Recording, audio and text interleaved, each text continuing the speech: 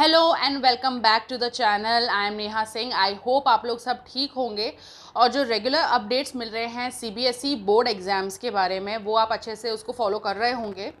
सी students, मैं इस चीज़ पर डिस्कस नहीं करूँगी कि वेदर होने चाहिए या नहीं होने चाहिए बोर्ड एग्ज़ाम्स, बट मैं ये आपको ज़रूर बताना चाहूँगी, चाहे फ़ैसला कोई भी हो, चाहे कुछ भी डिसीजन हो, हमें ये रखना है अपने ध्यान में कि हमें तैयारी पूरी अपनी रखनी है, हमें पढ़ाई बिल्कुल नहीं छोड़नी है। बिकॉज एग्ज़ाम्स होते हैं तो हमें काम आएंगे ही, और नहीं होते हैं तो बाद में हमारे एंट्रेंसेस होंगे, अलग अलग कॉलेज में एडमिशन्स होंगे, तो वहाँ पे हमें एग्ज़ाम्स तो देने ही पड़ेंगे। हमें नॉलेज होनी चाहिए, तो उसके लिए हमें प्रिपेयर्ड पूरी तरीके से रहना चाहिए।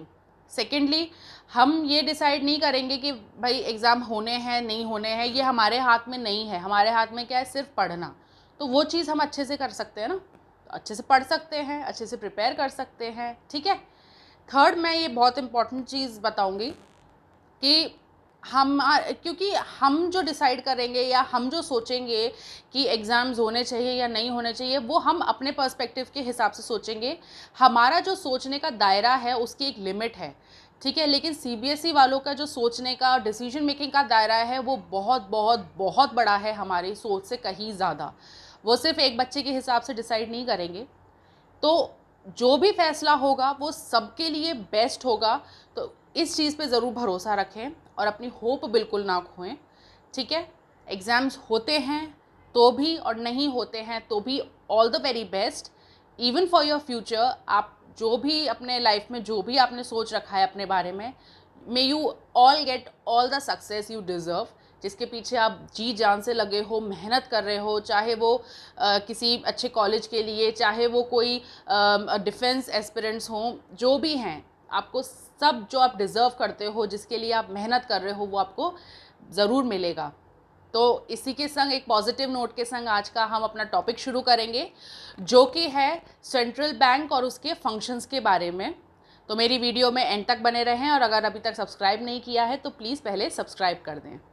तो सेंट्रल बैंक को हम इस तरीके से समझेंगे, सेंट्रल बैंक है बैंकों का बैंक, यानी जितने भी हमारे कमर्शियल बैंक्स यहाँ पर जो भी हमारे इकोनॉमी में काम करते हैं, वो उन सब का ऊपर बैठा है, वो सब देख रहा है, वो सब उस कमर्शियल बैंक्स का ध्यान रख रहा है, उनकी हर एक एक्टिविटी पे पूरी तरीके से कंट्रोल है सेंट्रल बैंक का।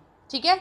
यानी वो बैंकों का बैंक है, सबसे सुप्रीम है। ठीक है। उसी के अंडर जितने भी कमर्शियल बैंक्स, उनकी एक्टिविटीज़, उनका कैश रिजर्व्स, जो भी एक्टिविटीज़ होती है, वो सब उसी के कंट्रोल में होता है, सेंट्रल बैंक के।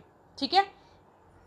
Central bank, it is an apex bank. Apex bank यानी हमने समझ लिया सुप्रीम है, सबसे ऊपर है बैंक्स में। ठीक है। Apex bank, it controls the entire banking system of a country. जितना भी हमारा बैंकिंग सिस्टम है पूरा कंट्री का, वो पूरा कंट्रोल सेंट्रल बैंक के द्वारा ही किया जाता है। It is the sole agency of note issuing and controls the supply of money in the economy. It serves as a banker to government and manages foreign exchange reserves of the country. मतलब क्या है कि वो soul यानी इकलौती ऐसी agency है जो कि नोट इशू करती है, जिसके पास अथॉरिटी होती है नोट इशू करने के लिए। ठीक है। वो कंट्रोल करती है कि कितना मनी सप्लाई होना चाहिए, कितना मनी सर्कुलेट करना चाहिए इकनॉमी में, वो ये चीज़ कंट्रोल करती है।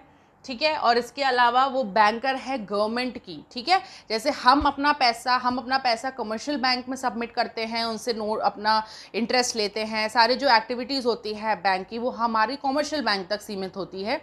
तो वो थोड़ी ना भाई, गवर्नमेंट थोड़ी ना आएगी एसबीआई में जमा करने, पीएनबी में जमा करने, नहीं, वो जाएगी सेंट्रल बैंक में। ठीक है। तो गवर्नमेंट के लिए जो बैंक होता है वो होता है जो सेंट्रल बैंक है। ठीक है। And manages foreign exchange reserves, जैसे कि मैंने आपको लास्ट वाली वीडियो में भी बताया था, जहाँ पर हमने मनी मल्टीप्लायर डिस्कस किया था, कि जो जैसे कैश रिजर्व्स होता है, कुछ कैश रिजर्व जो बैंक है सेंट्रल बैंक, वो बोलता है कमर्शियल बैंक को रखने के लिए, तो वो वहीं पर तो उसको सेव करेगा। ठीक है। कमर्शियल बैंक जो कैश रिजर्व होती है वो आरबीआई में, जो हमारी सेंट्रल बैंक है इंडिया की, वहाँ पर उसको सेव करता है। इसी तरीके से जो फॉरेन एक्सचेंज रिजर्व्स भी बना के रखता है, फॉरेन एक्सचेंज रिजर्व भी सेंट्रल बैंक इसीलिए बना के रखता है क्योंकि फॉरेन एक्सचेंज एक ऐसी चीज़ है जो कि हमारी कंट्री की जो एक स्ट्रांगनेस है उसको डिसाइड करता है। जितना अच्छा हमारा बैकग्राउंड होता है फॉरेन एक्सचेंज को लेके, उतनी ही हमारी जो करेंसी है हमारी कंट्री की वो अच्छी होती है, वो उतनी ही इकोनॉमी में स्टैंड कर पाती है, उतनी ही स्ट्रांग हो पाती है। जैसे हम कभी कभी जो हमारे शेयर मार्केट के अगर कोई चैनल देखता हो उसमें दिखता हो कि हमारा इतना रुपया टूटा या इतना रुपया हमारा स्ट्रांग हुआ, तो वो फॉरेन एक्सचेंज के हिसाब से ही वो चीज़ें काम करती हैं। ठीक है, तो ये सारी चीज़ें जो होती है वो सब कौन कर रहा है? सेंट्रल बैंक कर रहा है। अब जो मैंने यहाँ पर अंडरलाइन किया है वो आप समझ ही गए होंगे, जैसा कि अभी तक हम देखते ही आ रहे हैं। मीनिंग ऑफ मनी में हमने देखा, फिर कॉमर्शियल बैंक के मीनिंग में देखा, उसी तरीके से जो ब्लू में मैंने करा है ये फंक्शंस हो जाएंगे सेंट्रल बैंक के। कुछ फंक्शंस हैं, कुछ हम अभी आगे डिस्कस करेंगे। अब देख लेते हैं जो फंक्शंस हैं सेंट्रल बैंक के वो क्या है, यानी सेंट्रल बैंक का बेसिकली काम क्या होता है। सबसे पहला है बैंक ऑफ इशूइंग नोट्स। ठीक है, यानी जो सेंट्रल बैंक है वो तो हमने देख ही लिया था मीनिंग में कि सेंट्रल बैंक को ही अथॉरिटी होती है जो नोट्स होते हैं वो इशू करने के लिए इकोनॉमी में। ठीक है, कि कितने नोट्स हैं वो छपने चाहिए।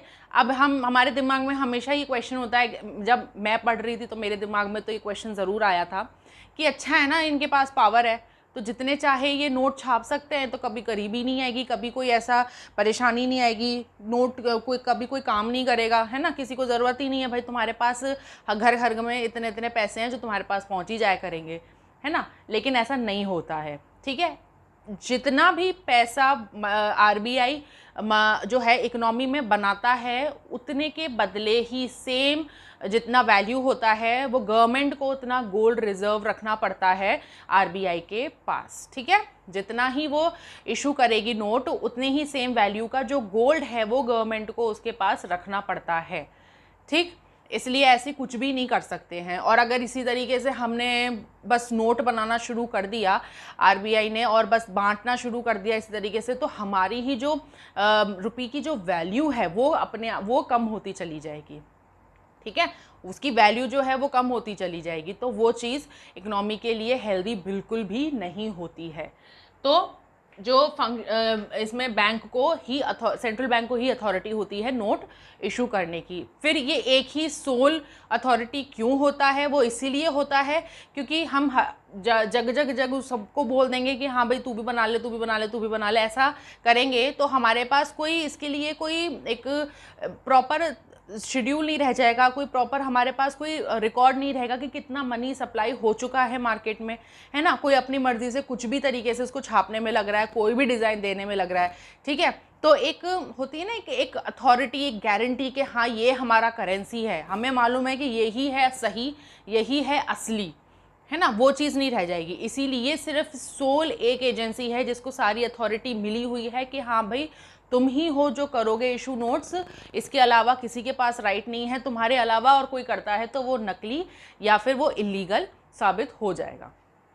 सेकंड है हमारा बैंकर्स टू द गवर्नमेंट। ये मैंने आपको पहले ही बता दिया कि जो गवर्नमेंट है, गवर्नमेंट और जो सेंट्रल बैंक है वो कैसे एक दूसरे के संग, जैसे हम और एसबीआई, हम और पीएनबी, जो हमारे जो एक्टिविटीज़ होती हैं कमर्शियल बैंक के संग में, वही गवर्नमेंट और सेंट्रल बैंक के बीच में होती है। चाहे वो उनका पैसा वहाँ पर रखना हो, उसके बदले इंटरेस्ट उनको मिलता हो, या वो लोन लेते हैं और उसके बाद वो इंटरेस्ट देते हैं सेंट्रल बैंक को, वो सारी एक्टिविटीज़ जो एक बैंक और एक आम आदमी में होती है, वही चीज़ गवर्नमेंट और उसमें सेंट्रल बैंक में होती है। Third, bankers bank and supervisory role. यहाँ पर दो चीज़ इंक्लूड हो जाती है, एक तो ये गवर्नमेंट का बैंक है और एक ही जितनी भी कमर्शियल बैंक्स है उनका भी बैंक है। ठीक है, अब जैसे कैश रिजर्व्स जो है वो जमा होती है, जैसे मैंने आपको कल के एग्जाम्पल में मैंने बताया था कि 10,000 में से 1,000 जो है वो कैश रिजर्व की तरीके से जो 1,000 है वो कैश रिजर्व की तरीके से रखा जाता है। ठीक है, तो वो कहाँ रखेंगे? वो इसमें अपना आरबीआई में ही, सेंट्रल बैंक में ही रखा जाएगा कमर्शियल बैंक के द्वारा, तो वो उसका बैंक हो गया। उसके बदले जो उसने कैश रिजर्व जो वहाँ पर रखा सेंट्रल बैंक में, उसके बदले कमर्शियल बैंक इंटरेस्ट मिलेगा। ठीक है, तो वो और उसके अगर इसके पास कमर्शियल बैंक के पास कभी कोई पैसे की कमी आ जाएगी तो उसको कोई भी चीज़ की ज़रूरत है, पैसे की ज़रूरत है इन फ्यूचर, तो वो कहाँ से लोन लेगा? वो सेंट्रल बैंक से लोन लेगा, उसके बदले उसको वो इंटरेस्ट देगा। तो ये जो एक्टिविटीज़ होती है सेंट्रल बैंक और कमर्शियल बैंक में, ये भी तो वही सेम है, बैंकिंग एक्टिविटीज़ ही हो गई ना। तो जो सेंट्रल बैंक है वो गवर्नमेंट का भी बैंक है और वो बैंकर्स का भी बैंक है, प्लस वो सुपरवाइजरी रोल प्ले भी करता है सेंट्रल बैंक। क्यों? क्योंकि वो देखेगा कि भाई जो तुम मेरे से पैसा लेके गए हो वो तुम प्रॉपरली यूज़ कर रहे हो या नहीं कर रहे हो, तुम्हारे जो मैंने ड्यूटीज़ असाइन करी है वो प्रॉपरली फॉलो हो रही है कि नहीं हो रही है, जो LRR मैंने डिसाइड किया था उसी हिसाब से तुम कैश रिजर्व्स रख रहे हो या नहीं रख रहे हो, या उससे कहीं ज़्यादा तो नहीं रख कर दिया कि मैंने बोला था तुम्हें 10% रखने के लिए लेकिन तुम उसमें ज़्यादा करने लग गए, है ना। कम बचा रहे हो, ज़्यादा लोन पे दे रहे हो, क्योंकि भाई तुम्हें तो इंटरेस्ट मिल रहा है, तुम्हें तो फ़ायदा है, तो तुम ज़्यादा बस उसमें लोन दिए जा रहे हो। तो वो चीज़ें वो ध्यान रखने के लिए वो काम भी सेंट्रल बैंक का होता है। फिर आता है lender to the last resort, यानी जैसे अब ये होता है कभी कभी कोई केस होता है, जैसे हमने सुना होगा अभी येस बैंक का आया था, या इसके अलावा भी काफ़ी सारी बैंक्स होती है, आगे चल के ऐसी दिक्कतें आती हैं कि एकदम से क्या है कोई ऐसी न्यूज़ आ जाती है और कस्टमर्स जो हैं वो घबरा जाते हैं और बस दौड़ पड़ते हैं कि नहीं भाई हमारा तो पैसा तो वापस कर दो, हमें नहीं रखना तुम्हारी बैंक में, तुम्हारे ऐसे ऐसी अफवाह आ रही है, हमें तो रखना ही नहीं है, ठीक है। लेकिन अब वो बैंक पूरा अमाउंट कहाँ से देगा भाई, उसने तो आगे लोन चढ़ा रखा है, ठीक है। तब ऐसी जो डिफरेंसेस आती हैं तब इस टाइम पे कोई पैसा नहीं देता है कमर्शियल बैंक को, और वो कहाँ से पैसा लेके आएगा, सेंट्रल बैंक से। सेंट्रल बैंक से वो हेल्प मांगेगा और वो जो डिफरेंस है उसका वो कवर अप करेगा सेंट्रल बैंक उसको। और फिर वो जो क्योंकि भाई 5 लाख रुपए अगर किसी सपोज राम है उसने जमा करे हैं तो उसको वो 5 लाख चाहिए, ठीक है। उस टाइम पे उसने जितना भी जब से उसने संभाल के रखा था, जो उसका उस महीने का जितना भी उसको बैलेंस दिखाया जा रहा था स्टेटमेंट में, वो पैसा उसको चाहिए। लेकिन भाई बैंक ने तो 5 में से 1 लाख ही रखा हुआ है, बाद बाकी 4 लाख तो उसने मार्केट में लोन दे दिया, ठीक है। तो वो अब कहाँ से डिफरेंस कंप्लीट होगा, वो सेंट्रल बैंक से होगा। तो जहाँ पे कमर्शियल बैंक के सारे जब रास्ते बंद हो जाते हैं तो सेंट्रल बैंक उसकी हेल्प करने पहुँच पड़ता है, और वो जो डिफरेंस है जो उसको हेल्प करने का, तो वो लेंडर जो है यानी जो उसको पैसा प्रोवाइड करेगा कमर्शियल बैंक को, वो कौन प्रोवाइड करेगा, सेंट्रल बैंक। फिर है कस्टोडियन ऑफ फॉरेन एक्सचेंज, यानी मैंने आपको जैसे बताया कि कैश रिजर्व्स रहते हैं, उसी तरीके से फॉरेन एक्सचेंज रिजर्व्स भी होते हैं सेंट्रल बैंक के पास में, ठीक है। और वो ही कंट्रोल करेगा कि कितना फॉरेन एक्सचेंज, कितना मार्केट में सप्लाई होना चाहिए, कितना नहीं होना चाहिए। जैसे ही उसको लगा कि यार मार्केट में क्या है बहुत ज़्यादा रुपी हो रहा है, ये तो उसकी वैल्यू तो डाउन जा रही है, तो वो क्या करेगा, रुपीज़ की वैल्यू को वहीं के वहीं मनी सप्लाई को रोक लेगा और डॉलर्स को वो फ्लोट करना शुरू कर देगा। तो उससे क्या होगा, बैलेंस में आ जाएगा, ठीक है। तो वो इस तरीके से जो सेंट्रल बैंक है वो कस्टडी में रखता है फॉरेन एक्सचेंज, और वो डिसाइड करता है कि कितना फॉरेन एक्सचेंज मार्केट में फ्लोट होना चाहिए। मैंने आपको पहले भी बताया है कि फॉरेन एक्सचेंज रिजर्व्स जो है वो डिसाइड करते हैं कि आपकी खुद की करेंसी कितनी स्ट्रॉन्ग या कितनी वीक है, ठीक है। तो इस चीज़ को मेंटेन रखने के लिए जिम्मेदारी भी सेंट्रल बैंक की होती है। फिर है clearing house function. Clearing house function, नाम से जैसे हम समझ पा रहे हैं क्लियरिंग, ठीक है। क्लियर क्या करता है, जैसे कि अब बैंक सपोज नया बैंक आया मार्केट में, ठीक है, उसमें लोगों ने इन्वेस्ट भी किया, सारी चीज़ें अच्छा हो गया, चलो बैंक चल रही है, लेकिन फिर इन फ्यूचर किसी वजह से वो बैंक बंद हो रही है, शट डाउन हो रही है, वो भाई अपने जो रिक्वायरमेंट्स थे वो कंप्लीट नहीं कर पाई है और वो बंद हो रही है। तो अब क्या होगा, बैंक में से पैसे रिलीज होना शुरू होंगे, ठीक है, लेकिन उस समय उस बैंक का जो बैंक है कमर्शियल बैंक, उसके पास वो पैसे अवेलेबल नहीं है। तो जो ड्यू रह जाता है, ठीक है, वो जो सफाई करनी होती है ना, जितने भी रिसिप्ट्स है, जितने भी बिल है, एक तरीके से आप ये मान के चलो कि जितने भी बिल है ना कमर्शियल बैंक के, जितना भी उसके ऊपर ड्यू रह गया है वो क्लियर सेंट्रल बैंक करेगी। क्योंकि भाई कमर्शियल बैंक अगर ओपन हुई थी तो वो ओपन भी तो सेंट्रल बैंक की जिम्मेदारी से ही हुई थी। तो अगर कल को वो फ्रॉड निकलती है या कोई नुकसान होता है तो उसकी भरपाई भी सेंट्रल बैंक ही करेगी। फिर वो उस चीज़ को कैसे रिकवर करती है वो एक अलग चीज़ है, लेकिन उसकी भरपाई, क्योंकि वो आम आदमी को तो उसको नुकसान नहीं पहुंचाना चाहिए ना, उसमें आम आदमी की तो कोई गलती नहीं है, तो वो उस चीज़ का जो भरपाई होगी वो करेगी सेंट्रल बैंक। तो क्लियरिंग हाउस फंक्शन मतलब जितनी भी बिल्स, ड्यू, रिसिप्ट्स, किसी भी रूप में आप बोल सकते हो, वो सारा जो कचरा है बेसिकली कमर्शियल बैंक का, वो क्लियर करने का काम सेंट्रल बैंक का होता है। तो आई होप स्टूडेंट्स आपको ये सारे जितने भी फंक्शंस थे वो अच्छे से समझ में आ गए होंगे। अब इसमें एक फंक्शन और है क्रेडिट कंट्रोल का, ठीक है, मॉनेटरी पॉलिसीज़, क्रेडिट कंट्रोल।